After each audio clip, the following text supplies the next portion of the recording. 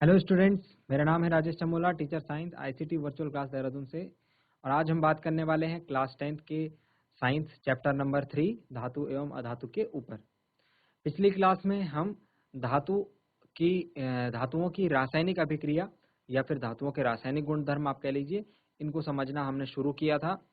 आज की क्लास में हम इसको कंटिन्यू करेंगे। मैंने आपको बताया था कि धातुओं के रासायनिक गुणधर्म सीखने के लिए आपको चार बातें ध्यान में रखनी है। हमको क्या करना है, पहली पहली रिएक्शन जो होगी, पहली प्रकार की अभिक्रिया, उसमें धातुओं का दहन होगा वायु की उपस्थिति में। इसको समझने का सीधा सीधा मैंने आपको अर्थ बताया था। जब भी किसी चीज का वायु की उपस्थिति में दहन किया जाता है तो मतलब उसकी अभिक्रिया किससे करानी होती है? ऑक्सीजन के साथ करानी होती है। दूसरे प्रकार की अभिक्रिया में हम जल के साथ धातुओं की अभिक्रिया देखेंगे।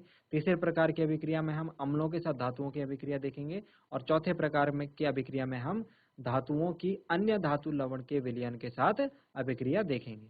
एट द लास्ट हम एक श्रेणी बनाने में सक्सेसफुल हो जाएंगे कि धातुओं की जितनी अभिक्रिया हम देखेंगे उसके आधार पर हम ये देखेंगे कौन कौन सी धातुएं ऐसी हैं जो अभिक्रिया तेजी से कर रही हैं और कौन कौन सी धातुएं ऐसी हैं जो अभिक्रिया कर ही नहीं रही है। तो हम एक सीरीज बनाएंगे, फिर उसके बाद लास्ट में उस श्रेणी को हम कहेंगे सक्रियता श्रेणी। तो आज की क्लास में हम देखेंगे कि धातुओं के रासायनिक गुणधर्म में हमने पिछली क्लास में उभयधर्मी ऑक्साइड देखे थे। उभयधर्मी ऑक्साइड जब धातुओं का वायु में दहन कर रहे थे तो धातु ऑक्साइड बन रहे हैं।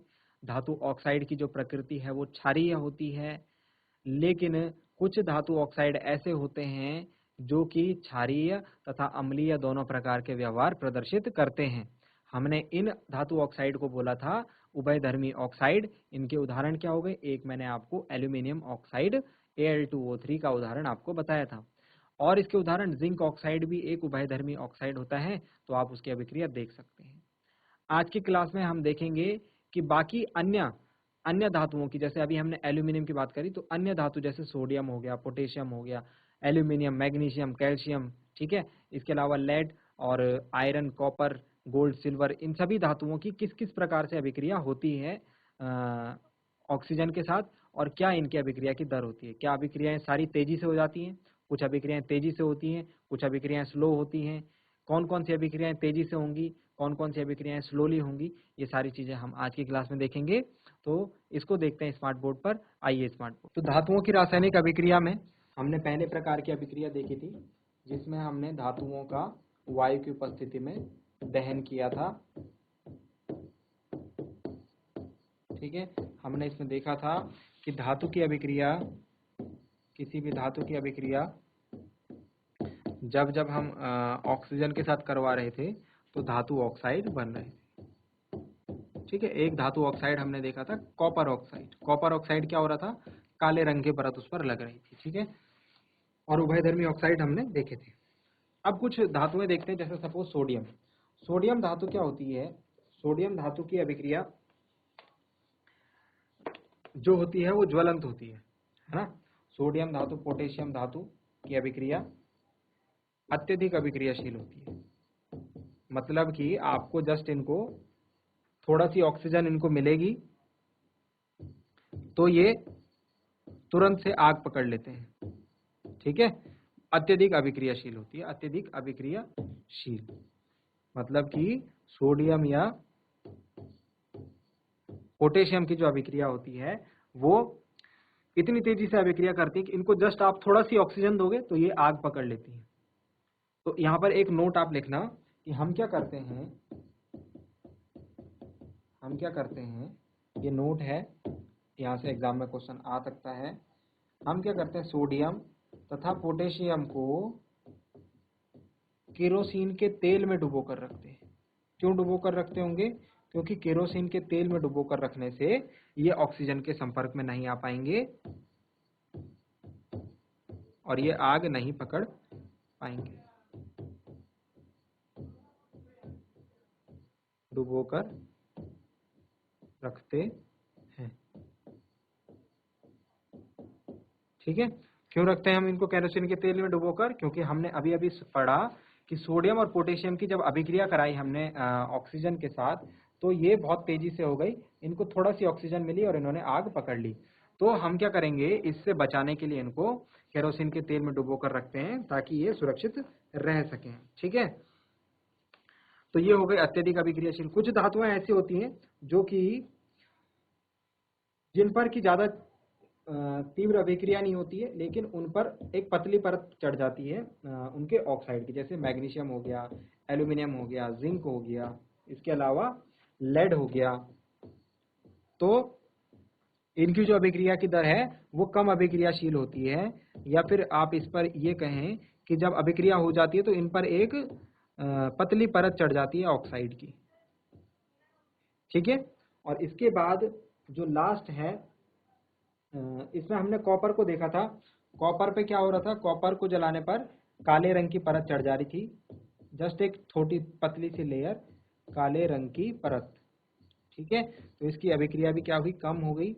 लोहा जो होता है, आयरन की अभिक्रिया नहीं होती है, नहीं अभिक्रिया नहीं करता है, लेकिन आपको यहाँ पर ध्यान रखना, यदि मैं लोहे का चूर्ण बना लूं, लोहे का चूर्ण, और उसको मैं आग में डालूं तो ये जल जाता है।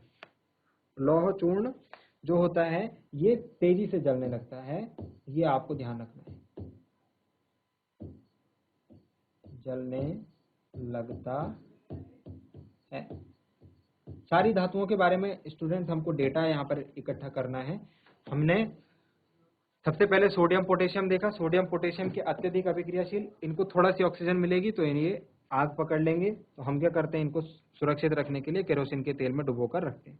मैग्नीशियम, एल्यूमिनियम, जिंक, इसकी अभिक्रिया कम अभिक्रियाशील, मतलब एक पतली सी परत इन पर चढ़ती है इनके ऑक्साइड की। और इसके बाद कॉपर की हमने देखा, कॉपर में एक काले रंग की परत चढ़ती है। और आयरन की अगर अभिक्रिया देखेंगे तो ये अभिक्रिया नहीं करता है, लेकिन यदि लोह चूर्ण बना करके हम उसको बर्नर में डालेंगे, आग में डालेंगे, तो ये तेजी से जलने लगता है। ठीक है, तो यहाँ पर हमने देखा कि ये सोडियम पोटेशियम जो है ये अत्यधिक अभिक्रियाशील है, इसकी अभिक्रिया तेजी से हो रही है। फिर उसके बाद ये वाले धातुएं आती हैं, इनकी अभिक्रियाशील थोड़ा कम हो गई। फिर ये वाली आती है, इनकी और कम हो गई। और कुछ धातुएं तो ऐसी होती है जिनकी अभिक्रिया बिल्कुल होती ही नहीं है, जिनको जो एज इट इज रहती हैं, तो वो हैं जैसे सिल्वर हो गया Ag, और गोल्ड हो गया Au।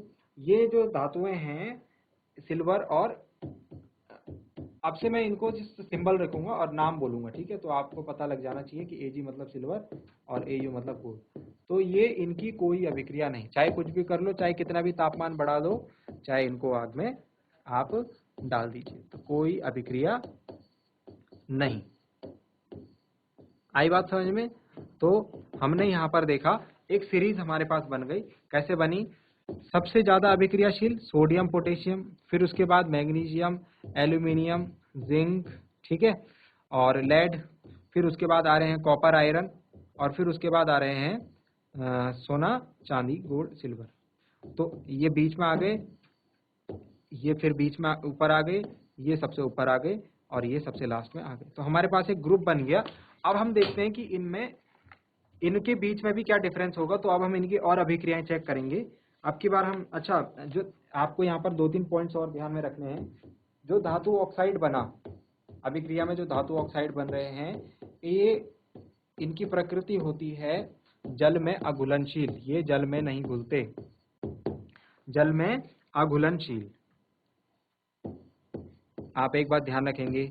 लेकिन कुछ धातु ऑक्साइड ऐसे होंगे, कुछ धातु ऑक्साइड ऐसे होंगे जो कि जल में घुल जाएंगे, जैसे सोडियम ऑक्साइड और पोटेशियम ऑक्साइड। तो सोडियम ऑक्साइड को अगर जल में घोलेंगे तो ये क्षार बनाता है, sodium hydro oxide. Potassium oxide को अगर आप जल में घोलेंगे तो ये भी क्षार बनाता है, पोटेशियम हाइड्रो ऑक्साइड। तो आप लिखेंगे, मतलब एक ये नोट है, ये भी इम्पोर्टेंट, कि जो धातु ऑक्साइड होंगे, पहली बात तो धातु ऑक्साइड कैसे होते हैं, क्षारीय होते हैं, क्षारीय होते हैं। लेकिन कुछ धातु ऑक्साइड ऐसे होते हैं जो अम्लीय और क्षारीय दोनों होते हैं, उनको हम उभयधर्मी ऑक्साइड बोलते हैं। धातु ऑक्साइड जल में अघुलनशील होते हैं। कुछ धातु ऑक्साइड जो होते हैं जल में घुलनशील होते हैं और जल में घुल करके क्षार बनाते हैं, वो हो गए सोडियम ऑक्साइड और पोटेशियम ऑक्साइड। बात समझ में आ गई? ये पहले प्रकार की अभिक्रिया समाप्त होगी। तो हर प्रकार की अभिक्रिया में आपको इतनी बातें जानकारी होनी चाहिए। पहले प्रकार की अभिक्रिया थी धातुओं का दहन। दूसरे प्रकार की अभिक्रिया पे चलती है, क्या होता है जब धातुओं की अभिक्रिया जल के साथ कराई जाती है। तो सेकंड प्रकार की अभिक्रिया, जब धातुओं की अभिक्रिया जल के साथ कराई जाती है तो क्या? दूसरा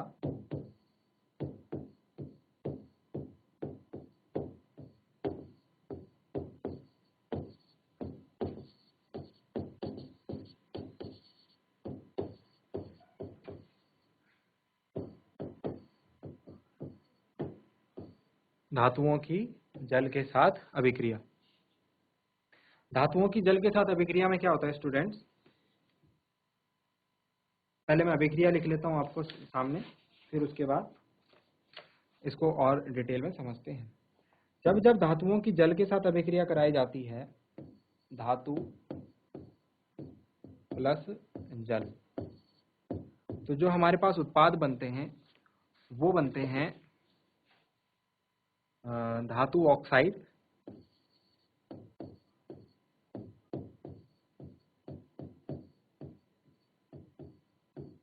और इसके अलावा हाइड्रोजन। ठीक है, फिर ये धातु ऑक्साइड फिर से जल के साथ अभिक्रिया करके, जल तो हमारे पास है ना अभिकारक, ठीक है, इसमें कंफ्यूज मत होइएगा। इस प्रकार की अभिक्रियाओं में कुछ अभिक्रियाएं एक चरण में समाप्त हो जाती हैं, मतलब सिर्फ एक स्टेप में, लेकिन कुछ अभिक्रिया 2 स्टेप में कंप्लीट होती है। तो धातु ऑक्साइड फिर जल के साथ मिलकर के धातु हाइड्रोक्साइड बनाते हैं।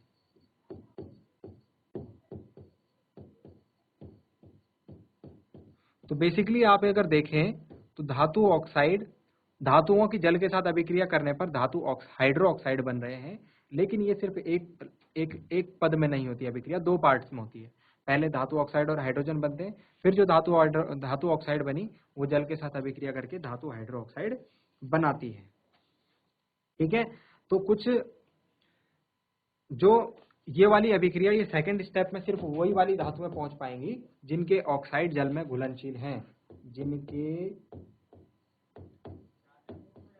ऑक्साइड जल में घुलनशील हैं। जैसे हमने अभी देखा था कौन कौन से, सोडियम का और पोटेशियम का। तो सोडियम पोटेशियम जैसी धातुओं में ये वाली दूसरे स्टेप वाली अभिक्रिया भी होगी।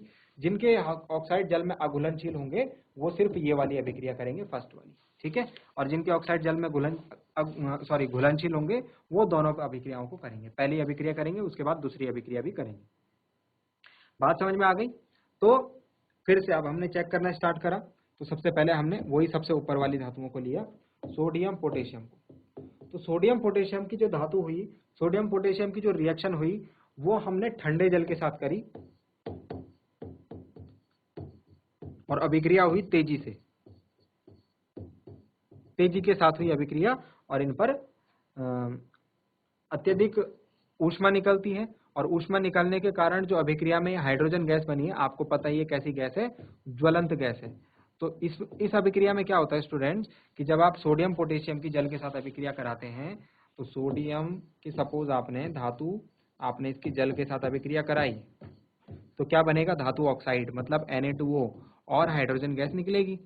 ठीक है, अभिक्रिया बैलेंस नहीं कर रहा हूं अभी, जस्ट आपको समझाने के लिए बता रहा हूं। तो इस प्रकार से अभिक्रिया हुई, लेकिन इस अभिक्रिया में अत्यधिक ऊष्मा निकलती है। आपको बताया था ऊष्माक्षेपी अभिक्रिया, ऊष्माशोषी अभिक्रिया, ये एक ऊष्माक्षेपी अभिक्रिया, बहुत ज्यादा हीट निकलती है। उस हीट के कारण क्या होती है, ये हाइड्रोजन गैस जलने लगती है, क्योंकि आपको पता है हाइड्रोजन एक ज्वलनशील गैस है, इसको थोड़ा सी भी आग मिल जाती है तो जलने लगती है। तो क्या होता है अभिक्रिया में, सोडियम पोटेशियम की जब ठंडे जल के साथ अभिक्रिया कराई जाती है तो अभिक्रिया में निर्मित हाइड्रोजन अत्यंत ऊष्माक्षेपी अभिक्रिया होने के कारण तेजी से जलने लगता है। बात समझ में आई? ये अभिक्रिया हो गई सोडियम और पोटेशियम की। तो मतलब समझने का मतलब सिर्फ ये हुआ कि सोडियम पोटेशियम की अभिक्रिया तेजी से हो गई। फिर उसके बाद क्या होगा, उसके बाद हमने कैल्शियम को देखा। तो कैल्शियम में क्या हुआ, ये हमने इसके ठंडे जल के साथ अभिक्रिया कराई तो ये तेजी से नहीं हुई, ये थोड़ा धीमी गति से हुई, धीमी गति से। ठीक है, ये अभिक्रिया धीमी गति से हुई। इस अभिक्रिया में क्या होता है, अभिक्रिया लिखता हूं, ये कैल्शियम है, धातु की जल के साथ अभिक्रिया, कैल्शियम की जल के साथ अभिक्रिया, तो क्या बनेगा, कैल्शियम ऑक्साइड बनेगा और हाइड्रोजन गैस बनेगी। तो क्या होता है स्टूडेंट्स, ये जो हाइड्रोजन है, ये हाइड्रोजन के बुलबुले, ये सपोज ये एक बर्तन लिया आपने, इसमें ये कैल्शियम धातु को डाला और इसमें ये जल है। ठीक है, तो इसमें हाइड्रोजन गैस जो बनती है इस धातु के चारों तरफ चिपक जाती है बुलबुले के रूप में, और ये क्या करता है, कैल्शियम तैरने लगता है, कैल्शियम जो होती है, कैल्शियम धातु, ये जल के ऊपर तैरने लगती है। ठीक है, क्यों तैरने लगी? क्योंकि जो अभिक्रिया में हाइड्रोजन बनी वो इसके चारों तरफ बुलबुले के रूप में इकट्ठा हो गया और वो जल में तैरने लगी। ठीक है, तो ये हो गई कैल्शियम की अभिक्रिया। इसके बाद मैग्नीशियम की अभिक्रिया हम देखते हैं। मैग्नीशियम की ठंडे जल के साथ अभिक्रिया नहीं हो रही है, तो हमने क्या करा, पानी गर्म करा और गर्म जल के साथ इसकी अभिक्रिया कराई। तो ये अभिक्रिया क्या होगी, गर्म जल के साथ अभिक्रिया होती है, तो इसमें भी सेम होती है, सेम प्रकार की अभिक्रिया। ठीक है, ये गर्म जल के साथ अभिक्रिया हो गई, तो मतलब हमको इस अभिक्रिया में थोड़ा और तापमान बढ़ाना पड़ गया। ठीक है, क्योंकि ये अभिक्रिया क्या हो रही थी, धीमी गति से हो रही थी, इसको ऐसे समझिए, ये और धीमी गति से हो रही थी। अब हमने इसको गर्म पानी से किया तो अब ये तेजी से होने लगी। तो इसमें भी क्या होता है, इसमें भी मैग्नीशियम जो होता है, ये अभिक्रिया करी आपने, मैग्नीशियम लिया, मैग्नीशियम धातु ली, ये पानी लिया और इसमें हाइड्रोजन गैस बनी, वो मैग्नीशियम धातु की सतह से चिपक गई और ये क्या होता है, ये भी तैरना प्रारंभ कर देता है। ठीक है, तो मैग्नीशियम कैल्शियम में आपको ये बात ध्यान में रखनी है। इसके बाद क्या होता है, इसके बाद नंबर आता है एल्यूमिनियम आयरन और जिंक। एल्यूमिनियम आयरन और जिंक, इनकी अभिक्रिया ठंडे जल के साथ भी नहीं होती, ठीक है, और गर्म जल के साथ भी नहीं होती। ठीक है, ठंडे जल के साथ भी नहीं होती, गर्म जल के साथ भी नहीं होती, लेकिन जल को यदि बहुत गर्म कर दिया जाए तो ये भाप बन जाता है और भाप के साथ इसकी अभिक्रिया होती है। भाप के साथ इसकी अभिक्रिया कैसे होती है, भाप के साथ ये अभिक्रिया करते हैं इसी प्रकार से, ये एल्यूमिनियम है, ये भाप है और भाप के साथ इसकी अभिक्रिया करके एल्यूमिनियम ऑक्साइड बनेगा और ये बनेगा जल, सॉरी ये बनेगा हाइड्रोजन गैस। ठीक है, तो भाप के साथ अभिक्रिया करते हैं, तो ये धातु जो हो गई ये और कम धीमी गति से अभिक्रिया कर रही थी, इसीलिए इनकी अभिक्रिया भाप के साथ करानी पड़ी। इसके बाद लास्ट में आता है दोबारा से वही धातुएं, सिल्वर, गोल्ड। ठीक है, ये धातुएं तो किसी भी प्रकार से अभिक्रिया नहीं करती, कॉपर हो जाए, लेड हो जाए, ये धातुएं अभिक्रिया नहीं कर रही। तो यहाँ पर हमें एक बात पता चली कि सोडियम पोटेशियम के बाद जो ज्यादा अभिक्रियाशील धातु है वो कैल्शियम है और कैल्शियम के बाद मैग्नीशियम। मतलब हमारी जो टेबल है यहाँ हमको थोड़ा थोड़ा एक सीरीज बनती हुई नजर आ रही है। मतलब टॉप पे तो सोडियम पोटेशियम है, उसके बाद कैल्शियम है और उसके बाद मैग्नीशियम आ रहा है और मैग्नीशियम के बाद ये धातुएं आ रही है, एल्यूमिनियम, जिंक हो गया, आयरन हो गया। अभी इनके बारे में फिर हमें डाउट है, इनकी सीरीज नहीं लग पाई है, लेकिन ऊपर की जो 3-4 धातुएं हैं इनकी सीरीज हम लगा पाए। ठीक है, तो अब हम आगे और अभिक्रिया करते हैं, इनकी भी सीरीज लगाने की हम कोशिश करते हैं, इनकी भी सीरीज लगाने की कोशिश हम करते हैं। तो नेक्स्ट प्रकार की अभिक्रिया में क्या होगा, नेक्स्ट मैंने कौन सी बताई थी, थर्ड नंबर पे धातुओं की अम्लों के साथ अभिक्रिया। तो अम्लों के साथ अभिक्रिया क्या होती है स्टूडेंट, अम्लों के साथ अभिक्रिया में हम सोडियम और पोटेशियम को तो चेक करेंगे ही नहीं, क्योंकि हमने अभी तक देखा कि सोडियम पोटेशियम इतनी ज्वलंत धातुएं हैं कि हम इनको जस्ट थोड़ा सी ऑक्सीजन मिलेगी तो ये जलने लगेंगी, पानी में डालो तो ये पानी में आग लगा देती है। तो यदि मैं इनके ऊपर अम्ल डालूंगा तो ये तो बहुत तेजी से अभिक्रिया करेंगी, बहुत ऊष्माक्षेपी अभिक्रिया होंगी और इसमें बहुत ऊष्मा निकलेगी, तो मैं इनको तो चेक करूंगा नहीं अम्ल के साथ, आप इस प्रकार की अभिक्रिया नहीं करेंगे। ठीक है, आप चेक करेंगे जो कम अभिक्रियाशील धातु है, मतलब उसके बाद जो आ रही है calcium, magnesium, iron, lead, copper, zinc. ठीक है, इनको चेक करते हैं। तो हम चेक कर रहे हैं HNO3, मैंने बताया था आपको, हम एक यहाँ पर कौन सा अम्ल यूज करेंगे, HNO3। HNO3 का नाम होता है नाइट्रिक अम्ल।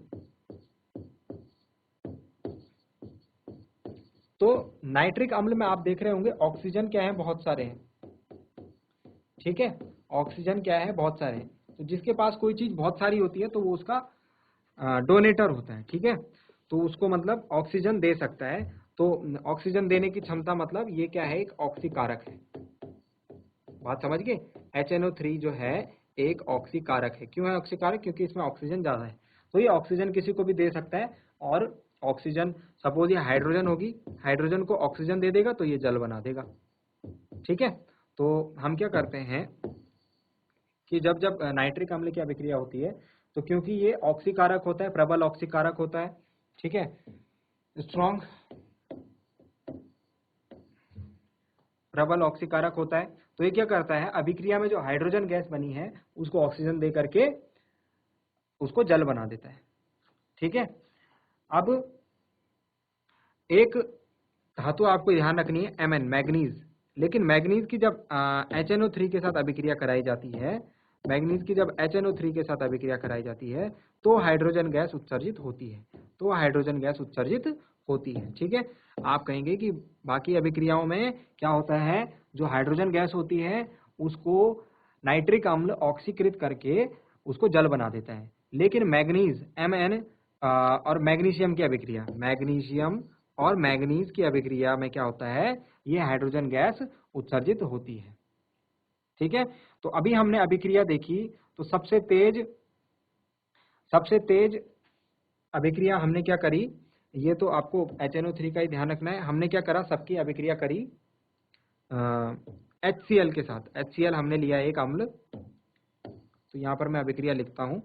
HCl के साथ हमने अभिक्रिया करी, सबसे पहले मैग्नीशियम की, तनु HCl है। ठीक है, और फिर उसके बाद हमने एल्यूमिनियम की करी HCl के साथ अभिक्रिया, फिर हमने जिंक की अभिक्रिया करी HCl के साथ, फिर हमने आयरन की अभिक्रिया करी HCl के साथ, फिर हमने कॉपर की अभिक्रिया करी तनु HCl के साथ। ओके, डाइल्यूट HCl है, सांद्र आपको नहीं लेना है।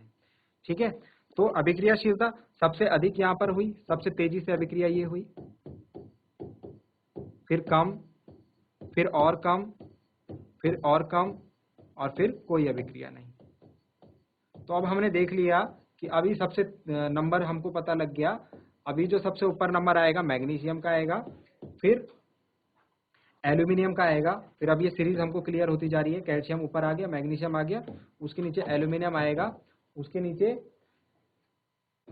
क्या आ रहा है, उसके नीचे जिंक आ रहा है, फिर आयरन आ रहा है, फिर कॉपर आ रहा है। तो हमको एक थोड़ा सी ये सीरीज बनती हुई अब दिख रही है।